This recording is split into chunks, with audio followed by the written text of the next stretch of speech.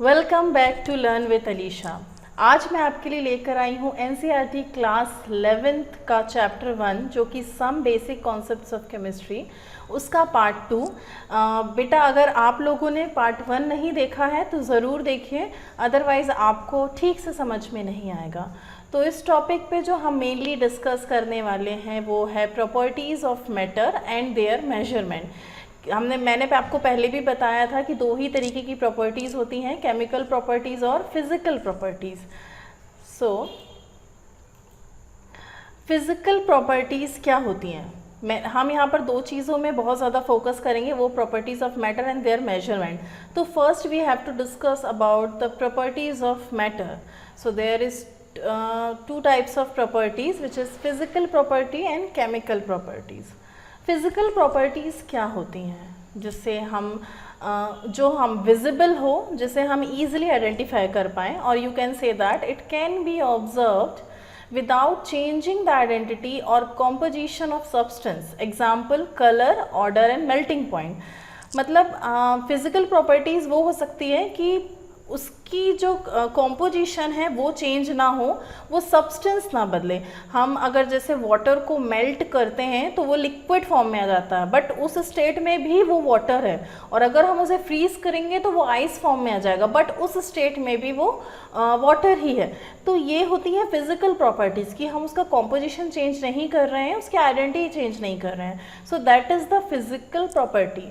अगर हम chemical properties की बात करते हैं तो इट कैन बी मेजर्ड और observed only when a chemical change occurs. जब केमिकल चेंज होता है, कंबस्टिबिलिटी, एसिडिटी और बेसिसिटी एक्सेट्रा, ऐसे बहुत सारे केमिकल चेंजेस हैं जो आप अगर ऑब्जर्व करते हैं, दैट मीन्स इसमें केमिकल चेंज हुआ है। जैसे अगर कंबशन हुआ है तो वो कितना कंबस्टिबल, ये सारी चीज़ें हम जो पढ़ते हैं वो केमिकल प्रॉपर्टीज़ में पढ़ते हैं। मतलब उसमें जो प्रोडक्ट है या जो भी जिसको भी हम केमिकली ट्रीट कर रहे हैं वो चेंज हो जाता है, उसकी आइडेंटिटी चेंज हो जाती है, उसकी कंपोजिशन चेंज हो जाती है। नेक्स्ट है measurement of properties of matter. अभी हमने प्रॉपर्टीज़ ऑफ मैटर पढ़ा, अब मेजरमेंट पढ़ना है। तो दो तरीके के मेजरमेंट होते हैं, क्वालिटेटिव मेजरमेंट और क्वांटिटेटिव मेजरमेंट। क्वालिटेटिव मेजरमेंट्स क्या होते हैं? जिसमें उसकी क्वालिटी बताया जाए या उसका कलर, ऑर्डर या मेल्टिंग पॉइंट बताया जाए। तो हमें यहाँ पर जो मेन फोकस करना है वो करना है क्वांटिटेटिव मेजरमेंट में।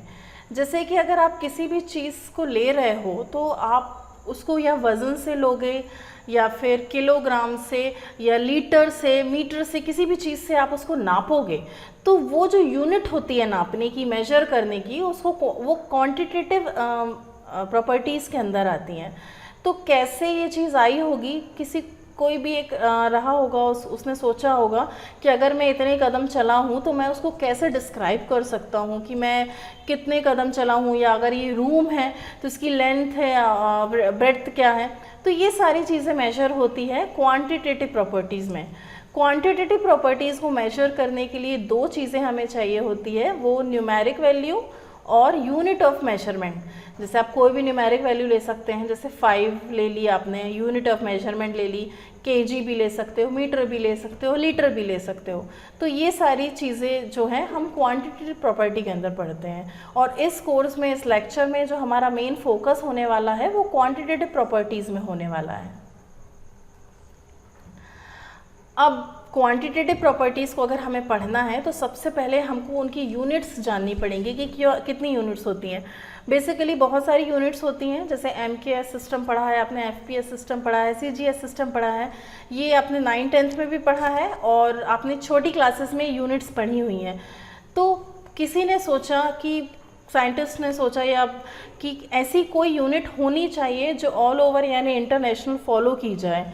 तो The International System of Units, which is established by 11th General Conference of Weight and Measurement, वहाँ पर ये एक यूनिट तैयार की गई। SI system has 7 base units for the 7 fundamental scientific quantities, which is these 7s। क्या किया गया, एक ऐसी यूनिट प्रिपेयर की गई जो 7 बेसिक यूनिट्स थी, जो 7 फंडामेंटल साइंटिफिक क्वांटिटीज़ के लिए थी, और इन्हीं यूनिट्स को हम बोल सकते हैं साइंटिफिक यूनिट्स या इंटरनेशनल सिस्टम्स ऑफ यूनिट्स। और जो इसके अलावा जितनी भी यूनिट्स हैं वो डेराइव्ड यूनिट्स हो सकती हैं, वो इनके बेस पे काम करेंगी। लेकिन जो हमारी जो बेसिक 7 यूनिट्स हैं वो ये हैं। जैसे अगर हमने लेंथ की बात करते हैं तो लेंथ का सिंबल जो होता है वो L होता है, इसकी SI यूनिट होती है मीटर, और इसका जो सिंबल ऑफ SI यूनिट होता है वो होता है M। मतलब अगर हम मीटर की बात कर रहे हैं तो मीटर ऑब्वियसली हम लंबाई नापेंगे तो लेंथ के लिए यूज़ होगा, और उसका जो सिंबल होगा वो होगा स्मॉल m। फिर अगर हम मास की बात करेंगे, स्मॉल m इसका सिंबल है, SI यूनिट है किलोग्राम, और SI यूनिट का सिंबल है kg। Time small t, second, SI unit क्या है इसकी, सेकेंड है, और इसका जो सिंबल फॉर SI यूनिट है वो है स्मॉल s। फिर अगर हम बात करेंगे इलेक्ट्रिक करंट की तो इट्स सिंबल इज़ I, और इसको एम्पियर से नापा जाता है। इसकी जो SI यूनिट है वो एम्पियर है, और इसका जो सिंबल है वो है SI यूनिट का जो सिंबल है वो है A। फिर अगर हम बात करते हैं थर्मोडायनेमिक्स की, तो थर्मोडायनेमिक्स का जो सिंबल है वो है कैपिटल T, इसकी SI यूनिट है केल्विन, और इसको डिनोट किया जाता है कैपिटल K से। फिर अमाउंट ऑफ सब्सटेंस, किसी भी अमाउंट सब्सटेंस का अमाउंट नापने के लिए स्मॉल n को शो किया जाता है, इसका सिंबल स्मॉल n होता है, और इसकी SI यूनिट होती है mole. It can be represented by MOL, इसकी जो सिंबल ऑफ SI यूनिट है वो है MOL। फिर आती जो 7th है वो है ल्यूमिनस इंटेंसिटी। ल्यूमिनस इंटेंसिटी को IV से डिनोट करते हैं, इसकी SI यूनिट होती है कैंडला, और इसका सिंबल फॉर SI यूनिट होता है स्मॉल c और स्मॉल d। सो फ्रेंड्स, आप इस नोट कर लीजिए, और आप नोट करते जाइए, पेन पेपर कॉपी लेकर बैठा करिए। इससे क्या होगा, आपके अच्छे से एक नोट्स तैयार हो जाएंगे। तो मैं चाहूँगी कि आप ये सारी यूनिट्स को अच्छे से नोट कर लीजिए। वैसे ये NCERT की बुक्स में ये टेबल एक दी हुई है, और साथ में इसके प्रीफिक्स भी दिए हुए हैं कि अगर किसी यूनिट को उससे छोटे में कन्वर्ट करना हो तो क्या प्रीफिक्स होगा, और उससे बड़े में कन्वर्ट करना हो तो क्या प्रीफिक्स होगा। तो अब बात करती हूँ मैं वेज टू एक्सप्रेस मेजरमेंट, कि कैसे हम मेजरमेंट को एक्सप्रेस कर सकते हैं। तो दो तरीके होते हैं जिनसे हम यूनिट्स को एक्सप्रेस कर सकते हैं, जो कि है साइंटिफिक नोटेशन और सिग्निफिकेंट फिगर्स। तो इस लेक्चर में मैं मेन फोकस जो करने वाली हूँ वो साइंटिफिक नोटेशंस में करने वाली हूँ। तो साइंटिफिक नोटेशंस क्या होते हैं, नंबर ऑफ़ मॉलिक्यूल्स, जैसे हमने यहाँ पर 2 लिए हैं, 2 ग्राम ऑफ हाइड्रोजन गैस लिया है और मास ऑफ हाइड्रोजन एटम लिया है।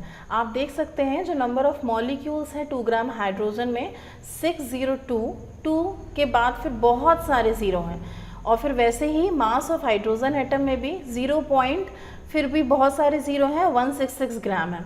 तो अगर इस तरीके की वैल्यूज़ अगर हमको डेली रूटीन में कैलकुलेट करने को मिले तो ये बहुत ज़्यादा डिफ़िकल्ट हो जाता है। इसलिए केमिस्ट्री में साइंटिफिक नोटेशन लाया गया है कि किस तरीके से हम इन वैल्यूज़ को शॉर्ट कर सकें और इजी कर सकें सॉल्व करने में। सो scientific notation is exponential notation in which any number can be represented in the form of n × 10 की power n।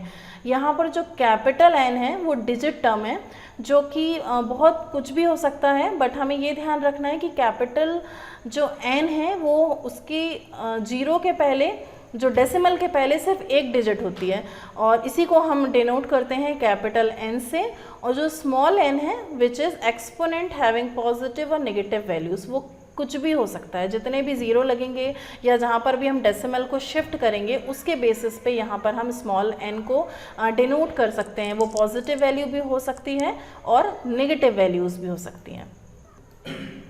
Now how can we express a number in scientific notation, कैसे आप express कर सकते हो। तो यहाँ मैंने कुछ एग्जाम्पल वैल्यू ली है, जैसे 232.508 को हम एक्सपोनेंशियल फॉर्म में कैसे शिफ्ट करेंगे। तो क्या क्या है, आपने देखा 2.32508 हमने डेसिमल को लेफ्ट हैंड में शिफ्ट किया है, 2 स्टेप शिफ्ट किया है, इसलिए यहाँ पर पावर जो है वो 2 आई है। यहाँ पर एक बहुत बड़ा डिफरेंस है, आप ध्यान रखना कि अगर लेफ्ट में डेसिमल शिफ्ट करते हैं तो जो ये स्मॉल एन की पावर वैल्यू है वो पॉजिटिव में आएगी, और अगर राइट हैंड में डेसिमल शिफ्ट करते हैं तो स्मॉल एन की जो वैल्यू है वो नेगेटिव में आएगी। वैसे ही एक और एग्जांपल है मेरे पास 0.00016 इज इक्वल टू, इसको हमको अगर पॉइंट यहाँ पर लाना है, डेसिमल यहाँ पर लाना है, तो हम कितने स्टेप 1 2 3 एंड 4 स्टेप हम राइट हैंड साइड पे आए हैं। तो ये इसकी जो पावर होगी 10 की वो -4 हो जाएगी। यहाँ पर थोड़ा सा राइटिंग मिस्टेक है, सुपरस्क्रिप्ट आएगा यहाँ पर, यानी -4 आएगी। फिर अगर हम मल्टीप्लिकेशन और डिवीजन की बात करते हैं कि अगर हम कभी किसी वैल्यू की मल्टीप्लिकेशन और डिवीजन कर रहे हैं और अगर वो इस फॉर्म में है, पावर फॉर्म में है, तो उसको कैसे सॉल्व किया जाए। सो यहाँ मैंने कुछ डिजिट्स ली हुई हैं। 5.6 इंटू 10 की पावर -5 इंटू 6.9 इंटू 10 की पावर 8। क्या करेंगे हम, 5.6 को और 6.9 को नॉर्मल मल्टीप्लाई कर देंगे, और इसमें जो पावर्स होती हैं, ध्यान रखना मल्टीप्लिकेशन में और डिवीजन में जो पावर्स होती हैं वो ऐड हो जाती हैं। तो 10 हमने यहाँ पर कॉमन लिया और 10 की पावर क्या हो जाएगी 5 + 8, यानी ये दोनों पावर्स को हम यहाँ पर ऐड कर देंगे। तो इन दोनों का जो सम आया वो क्या आया 38.64 इंटू 5 + 8 13, 10 की पावर 13 हो गया। अब हमको इसको कैपिटल N के जैसे डिनोट करना है, तो मतलब ये कैपिटल N है समझ लो, इंटू 10 की पावर ये स्मॉल n है। तो कैपिटल N में ध्यान, मैंने आपको पिछली स्लाइड में बताया था कि जो डेसिमल के पहले हमेशा एक डिजिट आएगी, वो कुछ भी हो सकती है, 1 to 9 के बीच में कुछ भी हो सकती है, पर डेसिमल के पहले सिर्फ एक डिजिट आएगी। तो हमको यहाँ पर अगर डेसिमल लाना है, दैट मीन्स हमको एक स्टेप डेसिमल को लेफ्ट हैंड साइड पे ले जाना है। लेफ्ट हैंड साइड पे अगर आप ले जाओगे तो यहाँ पर क्या हो जाएगा, एक पावर जो है वो बढ़ जाएगी, तो यहाँ 13 से 14 हो जाएगी। अब अगर हम डिवीजन की बात करते हैं तो 2.7 इंटू 10 की पावर -3 अपॉन 5.5 इंटू 10 की पावर 4, इसको हम कैसे सॉल्व करेंगे। तो ये हम नॉर्मल ले लेंगे 2.7 अपॉन 5.5, यहाँ पर हम ले लेंगे 10 कॉमन ले लेंगे और -3 -4, ध्यान देंगे ये ऐड होगा, माइनस नहीं होगा, क्योंकि -4 प्लस होता है। तो इसका जो सोल्यूशन आया है वो आया है 0.4909 इंटू 3 + 4 कितना होगा 7, -7 जो है इसकी पावर आ जाएगी। अगेन हम ध्यान रखना, ये पिछली साइड में मैं आपको एक बार फिर से रिपीट करके बता रही हूँ कि जो n की वैल्यू है वो डिजिट टर्म है और वो 1 से लेकर 9 के बीच में हो सकती है, 0 नहीं होगी, 1 से लेकर 9 के बीच में हो सकती है। तो इसलिए अब क्योंकि यहाँ पर डेसिमल के पहले 0 है तो हमको एक स्टेप तो उसको बाद में लाना ही पड़ेगा। तो अगर हमने डेसिमल को एक step right hand side shift किया है तो यहाँ पर -8 हो जाएगा, यानी एक पावर बढ़ जाएगी। एक स्टेप क्या है, मीन्स 1 यहाँ पर प्लस हो जाएगा, तो ये -8 हो जाएगा। मैं फिर से रिपीट कर रही हूँ, मल्टीप्लिकेशन और डिवीजन में पावर्स जो हैं वो ऐड हो जाती हैं। अब अगर हम एडिशन और सब्ट्रैक्शन की बात करते हैं तो यहाँ पर मैंने फिर से 2 एग्जाम्पल लिए हैं, जो कि है 6.65 इंटू 10 की पावर 4 प्लस 8.95 इंटू 10 की पावर 3। यहाँ पर भी हम सेम वैसा ही करेंगे। हमें क्या करना है कि हम पहले 6.65 प्लस 0.895 को प्लस कर लेंगे, और एक जो डिफरेंस है डिवीजन, मल्टीप्लिकेशन और एडिशन सब्ट्रैक्शन में, कि डिवीजन और मल्टीप्लिकेशन में हम पावर्स को ऐड करते हैं, बट एडिशन और सब्ट्रैक्शन में हम कॉमन पावर्स ले लेते हैं, या तो 10 की पावर 4 बना लें या तो 10 की पावर 3 बना लें। तो हमने यहाँ पर 10 की पावर 4 बना लिया है, तो हमने क्या किया है, इंटू 10 की पावर 4 कर दी है। अब इन दोनों का सम क्या आ गया, 7.545 इंटू 10 की पावर 4, यानी आप कुछ भी ले सकते हो, 10 की पावर 3 भी ले सकते हो, 10 की पावर 4 भी ले सकते हो। अगर आप 10 की पावर 3 लोगे तो आपको उस हिसाब से डेसिमल लगाना पड़ेगा, और 10 की पावर 4 लोगे तो उस हिसाब से डेसिमल लगाना पड़ेगा। अब बात करते हैं अगर सब्ट्रैक्शन की, तो 2.5 इंटू 10 की पावर -2 माइनस 4.8 इंटू 10 की पावर -3। अब हमें इनको सॉल्व करना है। अगेन फिर से मैं वही बोलूँगी, हम पावर्स को कॉमन ले लेंगे, तो हमने -2 कॉमन ले लिया है यहाँ पे, तो 2.5 माइनस 0.48। क्यों यहाँ पर 0.48 आया और यहाँ पर 0.895 आया था? क्यों? क्योंकि हम यहाँ पावर्स कॉमन ले रहे हैं, तो हमको डिजिट्स भी उसी के अकॉर्डिंग रखनी है। यहाँ हमने 10 की पावर 4 कॉमन किया है, तो हम उसी तरीके से डेसिमल को शिफ्ट कर देंगे। वैसे ही यहाँ पर भी हमने डेसिमल को शिफ्ट कर दिया और 10 की पावर -2 ले ली है। अब अगर हम इनको सॉल्व कर देंगे तो 2.02 इंटू 10 की पावर -2 आ जाएगा। यहाँ पर ऑलरेडी डेसिमल के पहले एक डिजिट आई है आंसर में, तो हमको चेंज करने की ज़रूरत नहीं है। एक बार क्विक रिवाइज कर देती हूँ। एडिशन सब्ट्रैक्शन में पावर को हमें कॉमन लेना होता है और मल्टीप्लिकेशन और डिवीजन में पावर्स को हम ऐड कर देते हैं। तो फ्रेंड्स, आज के लिए मैं आपको इस वीडियो में इतना ही बताऊंगी। जो हमारा नेक्स्ट टॉपिक होगा, नेक्स्ट वीडियो होगा, उसमें हम पढ़ेंगे सिग्निफिकेंट फिगर्स पढ़ेंगे। हम अभी हमने साइंटिफिक नोटेशंस किए हैं, हम सिग्निफिकेंट फिगर्स पढ़ेंगे। तो आप लोग नोट्स बनाते जाइए ताकि आपकी टॉपिक वाइज अच्छे से नोट्स तैयार हो जाएं। अगर आपने पिछला वीडियो नहीं देखा है तो प्लेलिस्ट में जाकर आप वीडियोस देख सकते हैं। पिछला जो फर्स्ट वीडियो आया था उसका पार्ट 1 वो आप देख सकते हैं। और चैनल पे बने रहने के लिए चैनल को लाइक कीजिए, शेयर कीजिए, सब्सक्राइब कीजिए और बेल आइकन को क्लिक कीजिए। इससे हमारी आने वाली वीडियोस की सारी नोटिफिकेशन आपको मिल जाएंगी। Thank you and have a nice day.